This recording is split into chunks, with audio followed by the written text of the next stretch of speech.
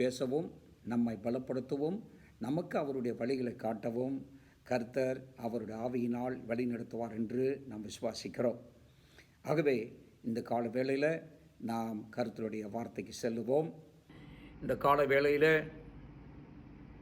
நீங்கள் எரேமியா புஸ்தகத்திலிருந்து 3 அதிகாரங்களை வாசித்தீர்கள்.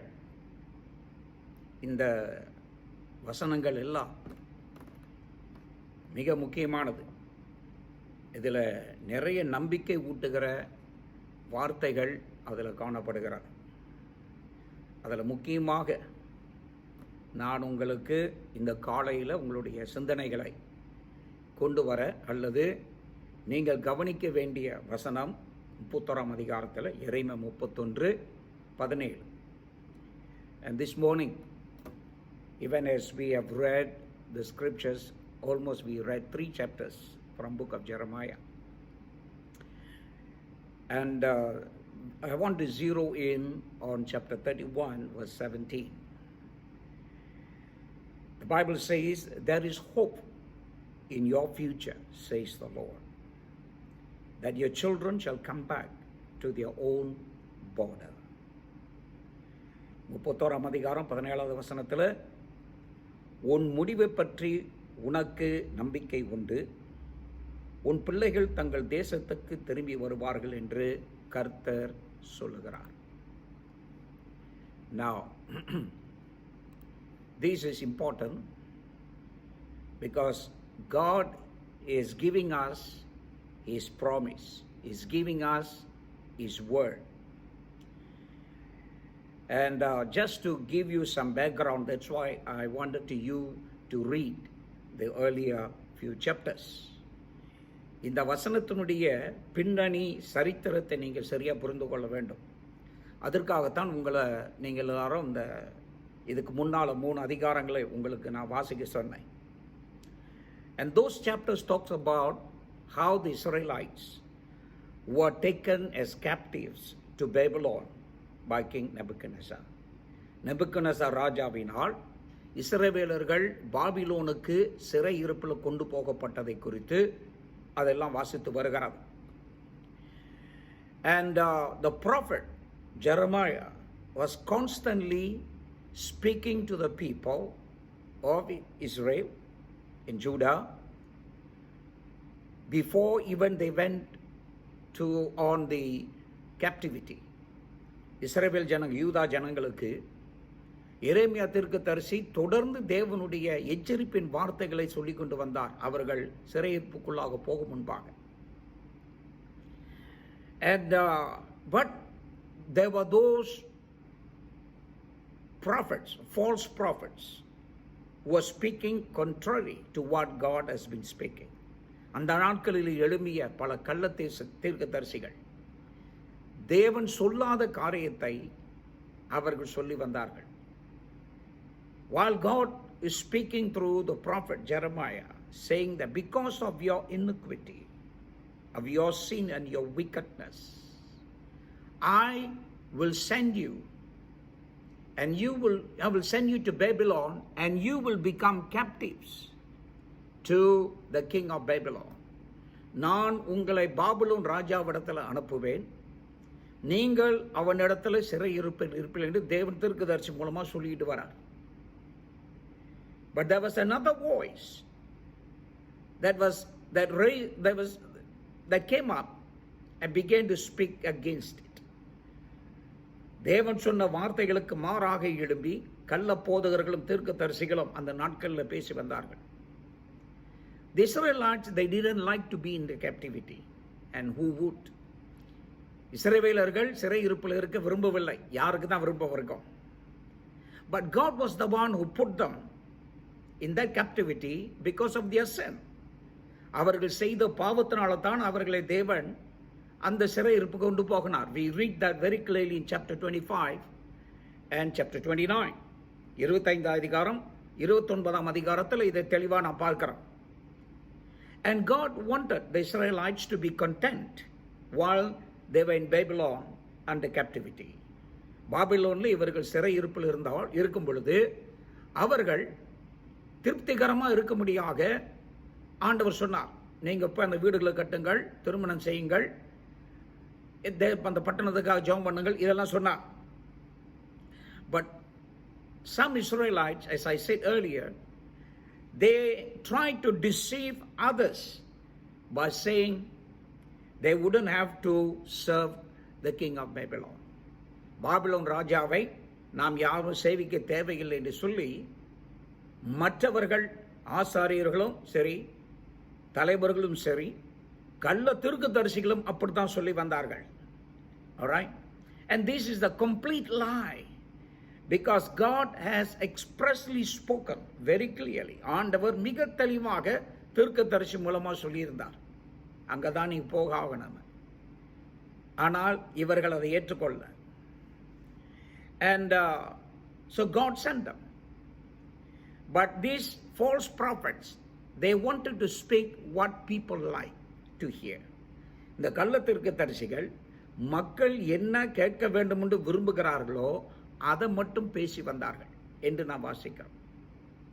And so we have that problem.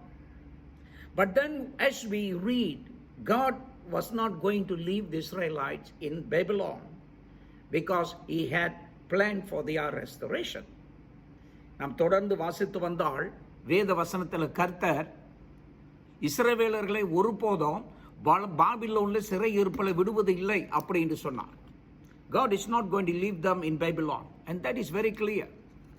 அது மிக தெளிவாக இருக்கிறது. கர்த்தர் விட மாட்டேன்னு சொன்னார். Sorry. So what happened? We read in chapter 29 verse 10. 29ஆம் அதிகாரம் 10வது வசனத்தில், For thus says the Lord, when 70 years are completed for Babylon, I will visit you, and I will fulfill to you my promise and bring you back to this place. ஆண்டவர் சொன்னார் 29ஆம் அதிகாரம் 10வது வசனத்தில், பாபிலோனில் 70 வருஷம் நிறைவேறின பின்பு நான் உங்களை சந்தித்து உங்களை விடத்திற்கு திரும்பி வர பண்ணும்படிக்கு உங்கள் மேல் என் நல்வார்த்தை நிறைவேற்ற பண்ணுவேன் என்று கர்த்தர் சொல்லுகிறார். Now, the plan of God was not to destroy Israel but to punish them for their wickedness and restore them to their land. தேவனுடைய திட்டத்தை இதெல்லாம் பார்க்கிறோம். இஸ்ரவேலை தேவன் அழிக்கும்படியாக விரும்பவில்லை. அவர்களுடைய அக்கிரமத்திற்கும் அவர்களுடைய பாவங்களுக்கும் அவர்களை தண்டித்து தண்டனை பிறகு அவர்களை மறுபடியுமாக தங்களுடைய தேசத்துக்கு கொண்டு வருவது என்றுதான் தேவன் சொன்னார். And we read that from chapter 30 to 33 that they will be brought back. And God says, I'm going to give you back a future. நான் உங்களுக்கு ஒரு நல்ல முடிவை தருவேன். ஆங்கிலத்தில் ஃபியூச்சர்னு போட்டிருக்கு, சரிங்களா? தமிழில் வேறு வார்த்தை போட்டிருக்கு, எதிர்காலம்னு போடல, முடிவுன்னு போட்டிருக்கிறார். உங்களுக்கு ஒரு நல்ல எதிர்காலத்தை நான் தருவேன், சரிங்களா? அது நல்லதாக இருக்கும். I will give you a good future. And that is God's ultimate plan of redemption. He want to actually reconcile the world to himself. ஆண்டவர் இந்த மனுகுலத்தை மறுபடியுமாக தம்மிடத்தில் சேர்க்கும்படி, தம்மோடு ஒப்புரவாகும்படி விரும்புகிறார் என்பதை இது நடைமுறை வாழ்க்கையில் இஸ்ரவேலுடைய சரித்திரத்தின் மூலமாக தேவன் நமக்கு வெளிப்படுத்துகிறார். And that's why Jesus came. He lived among us. He died on the cross and he rose again. And Jesus said, I am the way, the truth and the life. ஆண்டவர் இயேசு இந்த மீட்பின் பொருளாகத்தான் பூமிக்கு வந்தார், நமக்காக பாடுபட்டார், சிலுவையில் மரித்தார், உயிரோடு எழுந்தார். அவர் நானே வழியும் சத்தியம் ஜீவன் என்று அவர் இந்த நாளிலே சொல்லுகிறார். So the ultimate plan of God is that you and I to see, all right, the righteousness of God. தேவனுடைய நீதியை நாம் கடைசி வரைக்கும் பார்ப்பது தான் தேவனுடைய விருப்பம். Now, when Jeremiah was saying this, we read in chapter 18 verse 12. எரேமியா 18 அதிகாரம் 12 வசனத்தில், there were people, all right, who were saying, all right, they were resisting what Jeremiah was saying, and then they said this. You find these words, the saddest word that is uttered, all right, and they said there is no hope. We read it. And they said there is no hope, but we will walk after our own devices, and we will everyone do the imagination of his heart. எரேமியா இந்த நியாய தீர்ப்பை குறித்தும் தேவனோட தண்டனை குறித்தும் அவர்கள் பாபிலோனுக்கு போய் வர வேண்டும் என்றதெல்லாம் குறித்து சொல்லிட்டு வரார். அதுல ஒரு கும்பல் என்ன சொல்லுகிறது, அதை முற்றிலுமாக அவர்கள் புறக்கணித்து அவர்கள் என்ன சொல்லுகிறார்கள், இப்பொழுது நீ யூதாவின் மனுஷரையும் எருசலேமின் குடிகளையும் நோக்கி 11 வசனம் 18 அதிகாரம், இதோ நான் உங்களுக்கு விரோதமாக ஒரு தீங்கை உறுதிப்படுத்தி உங்களுக்கு விரோதமாக ஒரு காரியத்தை யோசிக்கிறேன். ஆகையால் உங்களில் ஒவ்வொருவனும் தன் தன் பொல்லாத வழியை விட்டு திரும்பி உங்கள் வழிகளையும் உங்கள் கிரியைகளையும் சீர்படுத்திக் கொள்ளு என்று கர்த்தர் உரைக்கிறார் என்று சொல் என்றார். ஆனாலும் அவர்கள், இந்த விசுவாசிக்காத ஒரு கும்பல் என்ன சொல்றாங்க, அது கூடாத காரியம், நாங்கள் எங்கள் யோசனைகளின்படியே நடந்து அவரவர் தம் தம் பொல்லாத இருதயத்தினுடைய கடினத்தின்படியே செய்வோம் என்கிறார்கள். There were men and women who says, we will not, all right, we will harden our heart, we will do everything according to our desires, all right, because there is no hope, there is no hope, there is no point of hoping that God will do something good. ஆண்டவர் நமக்கு ஏதோ நன்மை செய்வார் என்பதில் நம்பிக்கை இல்லை. ஆகவே நாங்கள் ஒவ்வொருத்தரும் எங்களுக்கு விருப்பமானதை நாங்கள் செய்வோம் என்றார்கள். Now, I want to talk to you about hope that God is promising. தேவன் நமக்கு வாக்கு கொடுத்த நம்பிக்கை, உங்கள் எதிர்காலத்தை குறித்து தேவன் சொல்லுகிற நம்பிக்கையான வார்த்தைகள், அதை நாம் கவனிக்கணும். And it is very important. Okay? And what is this hope that we are talking about? நாம் பேசுகிற இந்த நம்பிக்கையின் வார்த்தை என்ன என்பதை குறித்து நாம் நல்லா புரிந்து கொள்ள வேண்டும். We read in Romans chapter 15 verse 13. ரோமர் 15 அதிகாரம் 13 வசனம். All right? It's talking about about hope is our confidence in God's unfailing source.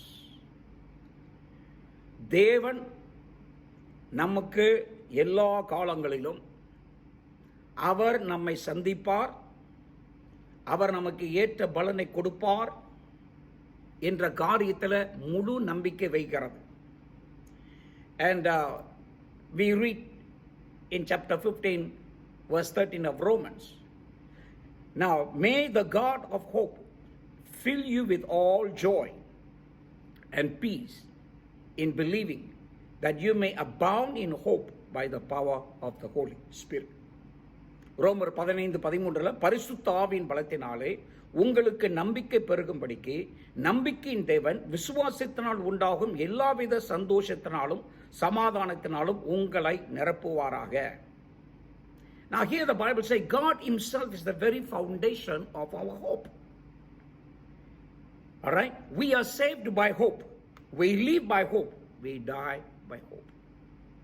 இந்த இடத்துல தேவன் அவர் மட்டுமே நமது நம்பிக்கையின் அஸ்திபாரமாக இருக்கிறார். நம்முடைய எல்லா நம்பிக்கைக்கும் கர்த்தர் மட்டுமே அஸ்திபாரம். தேவன் மேல் நாம் நம்பிக்கை வைப்பதினால் ரட்சிக்கப்பட்டோம். அவர் மேல் நம்பிக்கையோடு இருப்பதனால் வாழ்கிறோம். அந்த நம்பிக்கையிலே நாம் மறைப்போம். And the prophet Jeremiah in 17:7 he says, blessed is the man who trusts in the Lord and whose hope is in the Lord. எரேமியா 17:7 சொல்லுகிறது, கர்த்தர் மேல் நம்பிக்கை வைத்து, நல்லா கவனிங்க, கர்த்தர் மேல் நம்பிக்கை வைத்து கர்த்தரை தன் நம்பிக்கையாக கொண்டிருக்கிற மனுஷன் பாக்கியவான். ஹல்லேலூயா. Blessed is the man who trusts in the Lord and whose hope is in the Lord.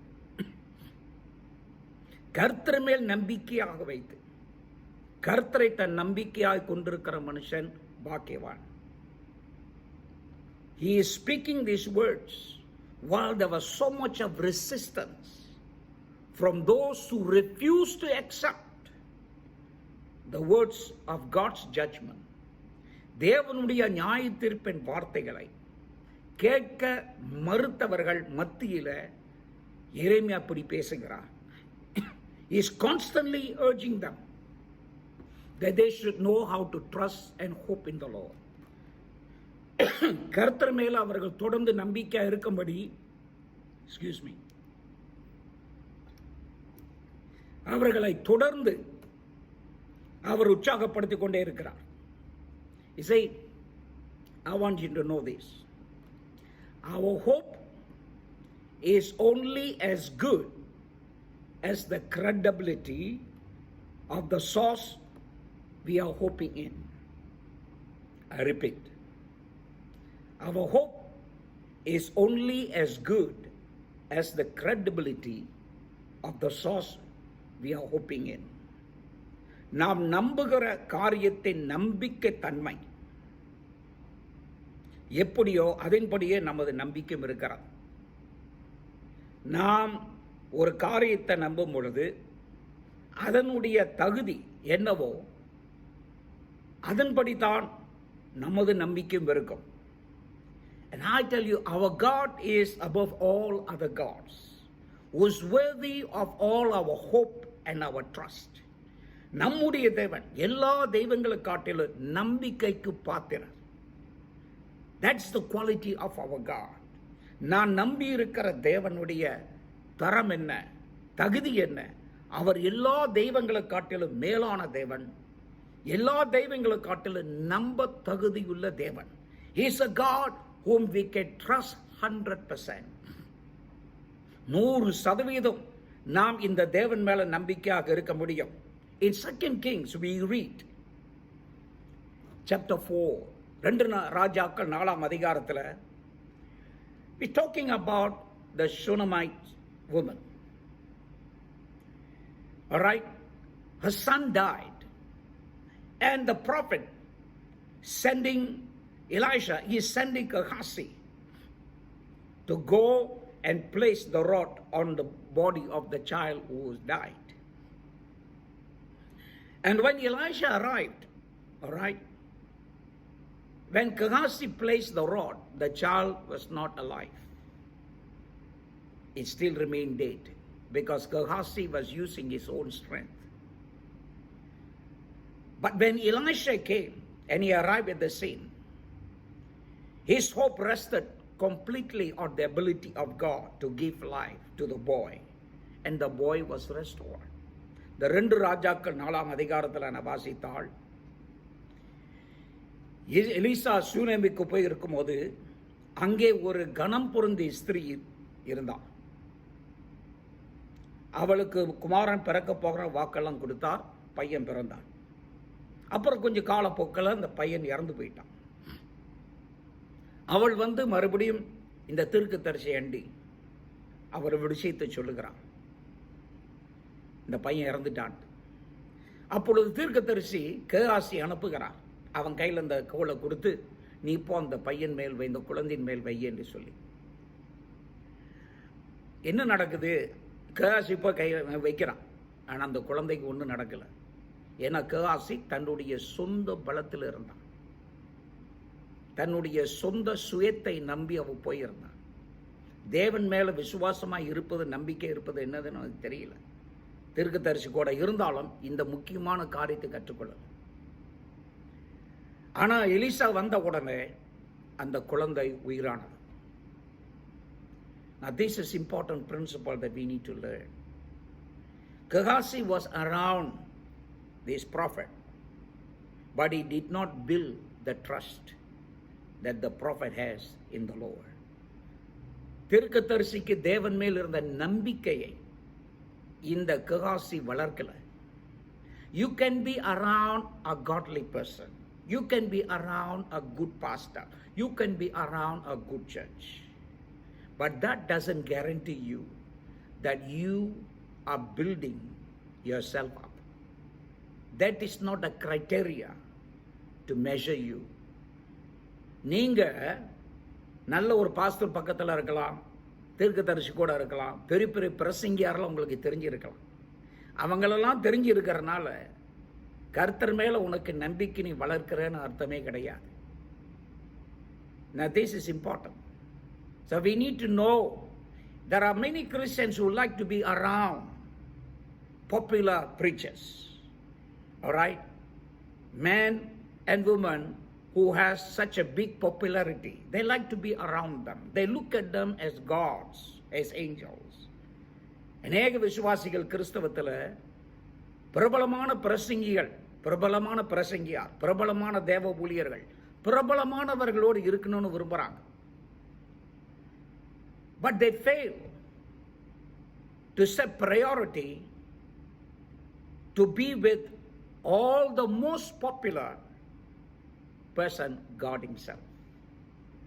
எல்லாவற்றுக்கும் அதிக பிரபலமான தேவனோடு இருப்பதை இந்த விசுவாசிகள் அதிகமாக விரும்புவது கிடையாது. They rather like to be with men than with God. தேவனோடு இருப்பதை காட்டிலும் மனிதர்களோடு இருப்பதை தான் அநேக விசுவாசிகள் இன்றைக்கு விரும்புகிறார்கள். And Gehazi, this is what happened. He did not build his trust in the Lord.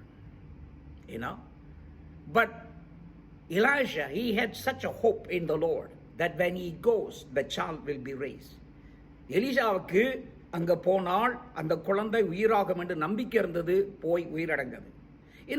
When Moses, he was faced with the challenge of the Red Sea, when he stretched out his hand with the rod in his hand, his hope rested in the ability of God, that God is able to part the sea. மோசே செங்கடல்கிட்ட வரும் பொழுது இந்த சவால் அவர் சந்திக்கிறார். ஆனால் தன்னுடைய கோலை அவர் நீட்டும் பொழுது அவருடைய உள்ளத்தில் என்ன இருந்ததா, இந்த செங்கடலையும் இரண்டாக பிளக்க தேவன் வல்லமை உள்ளவராய் இருக்கிறார் என்ற நம்பிக்கை அவருக்குள்ளாக இருந்தது. And with that hope, he stretched out. We read about people who had such a trust in the Lord in the Bible. பைபிள்ல நாம் மீண்டும் மீண்டுமாக கர்த்தர் மேல் மகாபெரிய நம்பிக்கை வைத்த மனிதர்களை குறித்து நாம் வாசிக்கின்றோம். When Elijah stood alone, all right, against over 800 false prophets of Baal.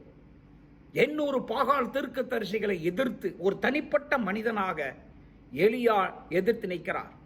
When he stood there, his hope totally rested in the fact that God is able, God's ability to provide fire for that sacrifice. அந்த எலியா அங்கு நிற்கும் பொழுது அவருக்குள்ளாக இருந்த நம்பிக்கை என்ன? தேவன் எனக்கு இந்த அக்னியை தருவார் என்ற நம்பிக்கை அவருக்குள்ளாக இருந்ததாம். As long as God is still on the throne, the promise of God will always have the power of God to fulfill them. தேவன் ஆளுகை செய்து கொண்டிருக்கிற வரைக்கும், தேவன் சிங்காசனத்தில் இருக்கிற வரைக்கும் அவருடைய வாக்குத்தத்தத்தை நிறைவேற்ற அவர் கண்டிப்பாக வல்லவராய் இருக்கிறார் என்பதை நாம் அறிய வேண்டும். No wonder David made it very clear in Psalms. சங்கீதத்தில் தாவீது இதை மிக தெளிவாக நமக்கு சொல்லி இருக்கிறார். In Psalms 31 verse 4, சங்கீதம் 31:4 வாசிக்கிறோம். But as for me, I trust in the Lord. I trust in you, Lord. I say, you are my God. சங்கீதம் 31:14 வாசிக்கிறோம். நானோ கர்த்தாவே உம்மை நம்பி இருக்கிறேன். ஹல்லேலூயா. நீரே என் தேவன் என்று சொன்னேன். He said, God, despite of all that is happening around me, I will trust in you. என்னை சுற்றியும் பல காரியங்கள் நடந்தாலும் உம்மைதான் நான் நம்பி இருப்பேன். Now that is what God is speaking to us. We need to completely build our trust in the Lord. நாம் தொடர்ந்து நம்முடைய நம்பிக்கை கர்த்தர் மேல கட்டி கொண்டு வர வேண்டும். கர்த்தர் மேல நாம் தொடர்ந்து நம்முடைய நம்பிக்கை வைக்க கற்றுக்கொள்ள வேண்டும். Despite of all the adverse circumstances that we are living in this season, இந்த காலகட்டத்தில் நாம் விரும்பாத பல சூழ்நிலைகள் மத்தியில் வாழ்ந்து கொண்டிருக்கிறோம்.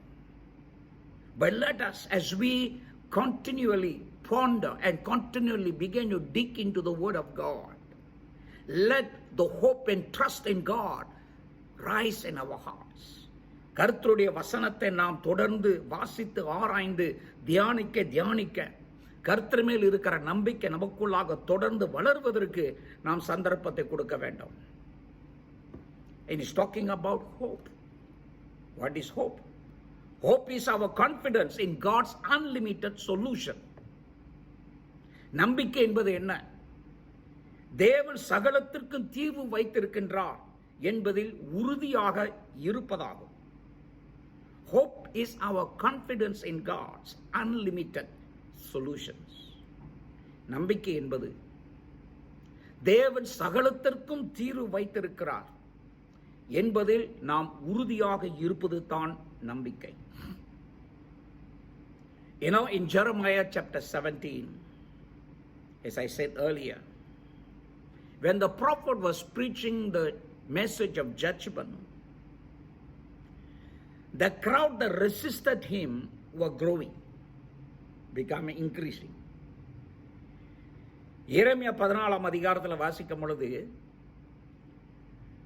அவர் வருகிற நியாய தீர்ப்பை குறித்து மக்களுக்கு எடுத்து சொல்லிக் கொண்டிருக்கிறார். அதனால அவரை பகைத்தவர்கள் அதிகமாக பெருகி கொண்டு வந்தார்கள். In his time of trouble and terror, he was terrorized by people. எரேமியா அவர்கள் அடித்தார்கள், கல்லெறிந்தார்கள், அவர்களை குழியில கொண்டு போட்டார்கள், என்னென்னமோ சித்திரவதை செய்தார்கள். They tortured, they persecuted the prophet. They did all evil because he was speaking the word of God. And when he was surrounded by these challenges, this hostility, இந்த பயங்கரங்களை அவர் சந்தித்துக் கொண்டிருக்கிற இந்த கட்டத்தில் he says this word. He says this word in chapter 17, in verse 17. He says, "Thou art my hope in the day of evil." 17 அதிகாரம் 17 வசனத்தில் தீங்கு நாளில் நீரே என் அடைக்கலம் என்று அவர் ஜெபிக்கிறார். This is how I praise. He came to the Lord and we came to magnify and glorify the mighty power of God, and he said, God, in the day of trouble, in the day of evil, you are my hope. அவரை சுற்றியும் எல்லாரும் பயங்கரமாக அவரை அடித்து அவரை சித்திரவதை பண்ணி அவருக்கு தீங்கு செய்ய வேண்டும் என்று நெருக்கி கொண்டு வரும் பொழுது அவர் சொல்லுகிற வார்த்தை என்ன? ஆண்டவரே, தீங்கு நாளில் நீர்தான் எனக்கு நம்பிக்கை. The word hope means a shelter and refuge from storms. நம்பிக்கை என்ற வார்த்தை என்ன தெரியுங்களா? புயலுக்கு பதுங்கும் அடைக்கலமான இடத்தை குறித்து இது பேசுகிறார். புயல் வரும்போது போய் பதுங்கிக் கொள்ளுகிற இடம். And that's what Jeremiah is saying. God, you are my hope, you are my trust in the day of evil. தீங்கு நாளில் நீர்தான் என்னுடைய நம்பிக்கை. In the days of evil, in the circumstances of evil, just don't look the evils of evil, but look at the goodness of God so that your faith will arise. And the Bible say our faith that overcomes the world. தீங்கு நாளிலே வருகிற தீங்கை நீங்கள் நோக்கி பாராமல், அந்த தீங்கு மத்தியிலே நம்முடைய தேவனுடைய மகத்துவத்தை பாருங்கள். அது நமக்கு நம்பிக்கை தரும். நமது நம்பிக்கை, நமது விசுவாசமை உலகத்தை ஜெயிக்கிற ஜெயமாக இருக்கிறது என்று வேத வசனத்தில் நாம் வாசிக்கின்றோம். Jeremiah did not know how, when, or where, but he knew surely the Lord will find a way to help him. இந்த தீமைகள் தன்னை சூழ்ந்து கொண்டு இருக்கும் பொழுது எரேமியாவுக்கு தெரியல எங்கிருந்து, எப்படி, எப்பொழுது தனக்கு உதவி வரும் என்று. ஆனால் ஒரு காரியத்தை அவர் நம்பியிருந்தார். எல்லாவற்றிலும் சகலத்திற்கும் கர்த்தர் வழி வைத்திருக்கிறார் என்பதை அவர் நல்லா அறிந்திருந்தார். And this is important. It was that kind of a perception that enabled David to say in the midst of distress, இந்த இக்கட்டு மத்திகளிலே, இப்படிப்பட்டதான சூழ்நிலை மத்தியில தான் தாவீதும் இப்படி சொல்லுகிறார். இன் Psalm 71 verse 14, சங்கீதம் 71:14 சொல்லுகிறார். But I will hope continually. I love the word continually. I will hope continually and praise you yet more and more. என்ன ஒரு வார்த்தை அது! நானோ எப்பொழுதும் நம்பிக்கை கொண்டிருந்து மென்மேலும் உம்மை துதிப்பேன். I will hope in you, Lord, continually, despite of circumstances, whether I see change or not. நான் கடந்து செல்லுகிற சூழ்நிலையில மாற்றம் இருக்கோ இல்லையோ, சரிங்களா, அதை நான் பார்க்கல. ஆண்டவரே, உம்மில் நான் நம்பிக்கையாய் இருப்பேன். நான் தொடர்ந்து எப்பொழுதும் நம்பிக்கை கொண்டிருப்பேன். எனது நம்பிக்கையில குறைவே குறையாது. மேன்மேலும் உம்மை துதிப்பேன் என்று சொல்லுகிறார். Now let me tell you this. Our lives will never face a predicament or a challenge that is not met by the providence and the provisions of God. I want you to remember that. You will never face a challenge or predicament that is not met by the providence and provisions of God. நமக்கு என்ன சவால் வந்தாலும் இதை ஞாபகம் வைத்துக் கொள்ளுங்க, அவ அனைத்திற்கும் தேவன் தீர்வு வைத்திருக்கிறார். எல்லாத்திற்கும் தேவன் தீர்வையும் அதை மேற்கொள்வதற்கு பலத்தையும் கர்த்தர் கண்டிப்பாக தருவார் என்பதில் சந்தேகம் இருக்கக்கூடாது. அதில் நம்பிக்கை இருக்க வேண்டும். That God will give me the strength. That is a kind of hope. He is the provider of strength. அவர் நமக்கு பலத்தை தருகிறவர். He is the provider of courage for us to go through. நாம் கடந்து செல்வதற்கு ஏற்றதான திட நம்பிக்கையை தேவன் நமக்கு தருவார். That's why when Paul wrote to the Romans, he was able to say like this. Pavul ரோமர்களுக்கு எழுதும் பொழுது அவர் இப்படி சொல்லுகிறார். In Romans chapter 5 verse 5, he wrote this with such a conviction, and he says this, and hope maketh not ashamed, or hope does not disappoint. ரோமர் 5:5 சொல்லுகிறார், மேலும் நமக்கு அருளப்பட்ட பரிசுத்த ஆவியினால தேவ அன்பு நம்முடைய இருதயங்களில் ஊற்றப்பட்டிருக்கிறபடியால் அந்த நம்பிக்கை நம்மை வெட்கப்படுத்தாது. அந்த நம்பிக்கை நம்மை வெட்கப்படுத்தாது. நம்ம ஒருபோதும் வெட்கப்பட்டு போக மாட்டோம், கர்த்தர் மேல் அந்த உறுதியான நம்பிக்கை வைத்திருக்கிற வரைக்கும். Alright, God will never deceive us and leave us disgraced in our faith. அவர் மேல வைத்திருக்கிற நம்பிக்கை, அவர் மேல வைத்திருக்கிற விசுவாசத்தினால், அந்த விசுவாசத்தை தேவன் ஒருபோதும் நம்மை வெட்கப்பட்டு போக விடவே மாட்டார். God will honor, and that is important. And thirdly, hope is our comfort from his unwavering security. தேவனுடைய பாதுகாப்பு ஒருபோதும் மாறாதது என்ற நம்பிக்கை நமக்கு பேர் ஆறுதலை தருகின்றது. Alright? God's unwavering security is what comforts us. Our hope in God's unwavering security is a great comfort. தேவனுடைய மாறாத பாதுகாப்பு, அந்த பாதுகாப்பின் மேல் நாம் வைத்திருக்கிற நம்பிக்கை இருக்க, அதுதான் நமக்கு பெரும் ஆறுதலை தருகிறது. In Proverbs, Solomon writes this. In Proverbs 14:32, நீதிமொழிகள் 14:32 சாலமோன் சொல்லுகிறார், The wicked is driven away in his wickedness, but the righteous has hope in his death. என்ன ஒரு அருமையான வசனம் இது! நீதிமொழிகள் 14:32, துன்மார்க்கன் தன் தீமையிலே வாரிக்கொள்ளப்படுவான், ஆனால் நீதிமானோ, நீதிமான் தன் மரணத்திலே நம்பிக்கை உள்ளவனாய் இருப்பான். தன் மரணத்திலும் நீதிமானுக்கு நம்பிக்கை இருக்கு. Even in death, righteous have hope. He will never give up his hope. Okay? Have you ever wondered? All right? Have you ever wondered in what you are banking your future on? உங்கள் எதிர்கால நம்பிக்கை எதில் இருக்கிறது என்று ஏதாவது சிந்திச்சு பார்த்தீங்களா? In what are you banking your hope? உங்கள் நம்பிக்கை எதன் மேல நீங்கள் கட்டி எழுப்புகிறீர்கள்? Some are banking on their retirement account. Some are banking their hope on their savings, on their investment. But what are you banking your hope? சிலர் தங்களுடைய நம்பிக்கை சரிங்களா அவர்களுடைய ரிட்டையர்மெண்ட் ஃபண்டில் வச்சிருக்கிறாங்க. நான் ரிட்டையர் ஆனால் எனக்கு இவ்வளோ காசு கிடைக்கும், பென்ஷன் ஆனால் இவ்வளோ கிடைக்கும் சரிங்களா. இன்னும் சில பேர் தங்களுடைய முதலீட்டில் நம்பிக்கை வைத்திருக்கிறார்கள். நம்முடைய நம்பிக்கை நாம் எதில் வச்சிருக்கிறோம்?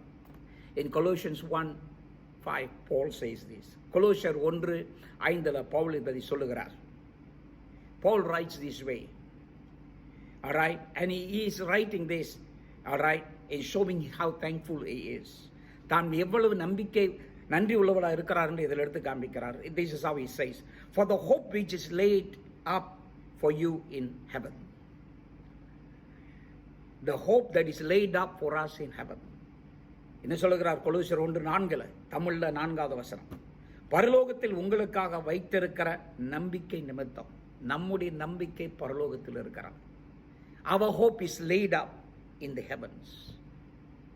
Right? நமது நம்பிக்கை பரலோகத்தில் இருக்கிறது பாதுகாப்பாக. இதை நாம் நல்லா அறிந்து கொள்ள வேண்டும். There was a preacher by the name of Corrie ten Boom. He said this once like this. Corrie ten Boom என்பவர் இப்படி ஒரு காலத்தில் சொன்னார். He said this, when Jesus takes your hand, he keeps you tight. இயேசு கிறிஸ்து உன்னுடைய கரத்தை பிடிக்கும் பொழுது அவர் இறுக பிடிக்கிறார். When Jesus keep you tight, he leads you through your whole life. ஆண்டவர் உங்களுடைய கையை இறுக பிடிச்சு கொண்டால் உங்களுடைய வாழ்க்கை முழுவதும் வழி நடத்துகிறார். When Jesus leads you through your life, he brings you safely home. இயேசு உங்க வாழ்க்கை முழுவதும் வழி நடத்துகிறார் என்றால் உங்களை பத்திரமாக கொண்டு வருவார் என்று சொல்கிறார். He will bring you safely home. And that's what the Lord himself said in the best form in Jeremiah 31:17. எரேமியா 31:17 ஆண்டவர் சொல்லுகிறார், there is hope in the end. There is hope in the end time, on the time end. எரேமியா 31:17 உன் முடிவை பற்றி உனக்கு நம்பிக்கை உண்டு, உன் பிள்ளைகள் தங்கள் தேசத்துக்கு திரும்பி வருவார்கள் என்று கர்த்தர் சொல்ல. God is telling, hey, look here, there is a hope. I will bring them back. I will bring them back to their land. There is hope. Somebody said this. I think Hall Lindsey என்று தேவ ஊழியர் அதை சொன்னார். He says like this. He said, we can live 40 days without food, and 3 days without water, 8 minutes without oxygen, but only 1 second without hope. என்ன சொல்லுகிறார்? நாம் 40 நாள் ஆகாரம் இல்லாமல் உயிராக இருக்கலாம், 8 நாள் தண்ணீர் இல்லாமல் உயிராக இருக்கலாம், 4 நிமிடங்கள் காற்று அல்லது ஆக்சிஜன் இல்லாமல் இருக்கலாம். ஆனால் நம்பிக்கை இல்லாமல் ஒரு சில வினாடிகள் மட்டுமே நாம் உயிர் வாழ முடியும் என்று சொல்லுகிறார். It's very thought-provoking. Hope is a spiritual instinct that assures us God is the one who writes the final chapter or any story of my life. கவனிங்க, எனது வாழ்க்கையின் இறுதி முடிவு என்ன தெரியுங்களா? கர்த்தர் மட்டுமே தீர்மானிக்க முடியும் என்ற உறுதியை தருகின்ற ஆவிக்குரிய உணர்வே இந்த நம்பிக்கை. Hope is a spiritual instinct that gives you the assurance that God is the one that writes your final chapter. உங்களோட வாழ்க்கையின் முடிவு தேவன் கையில் இருக்கிறது என்பதை உணர்வது ஆவிக்குரிய அந்த உணர்வாக இருக்கிறது இந்த நம்பிக்கை. And that is the hope that becomes the anchor of our soul. நமது ஆத்துமாக்களுக்கு நம்பிக்கை நங்கூரமாக இருப்பதும் இதே நம்பிக்கை தான். And this is how God will carry us through. ஆண்டவர் நம்ம இப்படித்தான் கண்டிப்பாக வழி நடத்த போகிறார், வழி நடத்துவார். Regardless of what should come tomorrow, never forget there is always beyond tomorrow. நல்லா கவனிங்கள். என்னதான் நாளைக்கு நடந்தாலும் சரி, ஒரு காரியத்தை நம்பிக்கை வைப்போம். நாளை என்ற நாளுக்கு அப்பால நமக்கு நம்பிக்கை உண்டு. Because ours is the eternal hope. Our hope never ends tomorrow. All right? Jesus is the beginning and the end of our faith. நம்முடைய விசுவாசத்தை துவக்குகிறவர் முடிக்கிறவருமா இருக்கிற இயேசு கிறிஸ்துவே நம்முடைய நம்பிக்கையாக இருக்கிறார். And therefore we can hope all. We can cast our hope and trust completely on the Lord himself. நம்முடைய நம்பிக்கையும் நம்முடைய விசுவாசத்தை நாம் கர்த்தர் மேல கண்டிப்பாக வைக்க முடியும். People of God, I urge you, learn to build this hope. இந்த நம்பிக்கை தொடர்ந்து கட்டி எழுப்புங்கள், வளருங்கள்.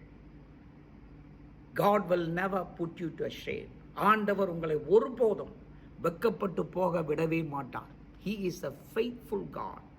அவர் உண்மையுள்ள தேவன். And that's a hope that's going to carry you through. இந்த நம்பிக்கை தான் உங்களை தொடர்ந்து பிடித்து செல்லும். And with that word, I bless you. இந்த வார்த்தைகளின் அடிப்படையில் உங்களை நான் ஆசீர்வதிக்கின்றேன். Let us pray. Father, I thank you for the words of hope that you have given to us. நீர் எங்களுக்கு கொடுத்த இந்த நம்பிக்கையின் வார்த்தைகளுக்காக நன்றி. We thank you, Lord. No matter what happens around us, we will continue to build our hope in you, and it is you who is the provider of all our needs. எங்களுடைய தேவைகள் எல்லாம் சந்திக்கிற கர்த்தராக நீர் இருக்கிறீர். அந்த நம்பிக்கைக்காக நாங்கள் நன்றி என்று சொல்லுகிறோம். அந்த கிருபைக்காக நாங்கள் நன்றி என்று சொல்லுகிறோம். Lord, we thank you that we can place our hope in your unfailing sources. மாறாத உம்முடைய வல்லமைகளிலே நாங்கள் நம்பிக்கை வைக்க நீர் எங்களுக்கு கொடுத்திருக்கிற மகாபெரிய பாக்கியத்துக்காக நன்றி என்று சொல்லுகிறோம். We thank you, Lord, that our hope and our confidence is in your unlimited solutions. எங்களோட வாழ்க்கையில் நீர் எல்லாவற்றுக்கும் தீர்வு வைத்திருக்கிறீர் என்ற காரியத்தில் நாங்கள் நம்பிக்கை வைத்திருக்கிறோம். அந்த நம்பிக்கை நீர் எங்களுக்கு தந்திருப்பதற்காக நன்றி. We thank you, Father, that we can place our hope in your unwavering security, which brings us such a comfort. மாறாத உம்முடைய பாதுகாப்புக்காக நன்றி.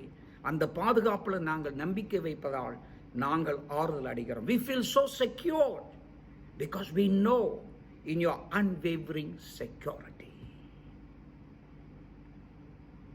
எந்த விதத்திலுமே குறைவுபடாத உம்முடைய பாதுகாப்பு எப்பொழுதுமே நீர் எங்களுக்கு வழங்குவதற்காக நன்றி என்று சொல்லுகிறோம் ஆண்டவரே. அந்த பாதுகாப்பின் மேலே அதை நாங்கள் நம்பிக்கை வைப்பதால் எங்களுக்கு மகாபெரிய ஆறுதலை நீ தருவதற்காக ஸ்தோத்திரம். Help us to continue to live in such a hope. இந்த மாபெரும் நம்பிக்கையில் நாங்கள் வாழ எங்களுக்கு கிருபை தாரும், பலன் தாரும் என்று கேட்கிறோம். We ask your blessing upon all our people here. இந்த வார்த்தைகளை கேட்டுக்கொண்டிருக்கிற ஒவ்வொருத்தர் மேலும் உம்முடைய ஆசீர்வாதம் தங்குவதாக. That every home will experience your comfort, your security and your solutions. ஆண்டவர், இங்கே இருக்கிற ஒவ்வொருத்தருடைய வீட்டிலும் உம்முடைய பாதுகாப்பு, உம்முடைய தயவு, நீர் இவர்களை சந்திப்பீர் என்ற நம்பிக்கையின் பலம் காணப்படுவதாக என்று நான் அறிக்கையிட்டு உம்முடைய ஜனங்களை நான் ஆசீர்வதிக்கிறேன். That everyone those who are listening to this message will have your power and your strength and your confidence that is able to protect us. இந்த செய்தியை கேட்டுக்கொண்டிருக்கிற ஒவ்வொருத்தரும், நீர்தான் எங்களை பாதுகாக்கிறவர், நீர்தான் எங்களுக்கு அடைக்கலமாய் இருக்கிறவர், எங்களை எல்லா சூழ்நிலையிலும் கடத்தி செல்லுகிறவர் என்ற மாறாத நம்பிக்கை இவர்களுக்குள்ளாக உருவாகும் என்று அறிக்கையிட்டு நான் இவர்களை ஆசீர்வதிக்கிறேன். I bless your people. I bless everyone in the name of Jesus. இயேசுவின் நாமத்தில் ஒவ்வொருத்தரும் நான் ஆசீர்வதிக்கிறேன் வல்ல பிதாவே.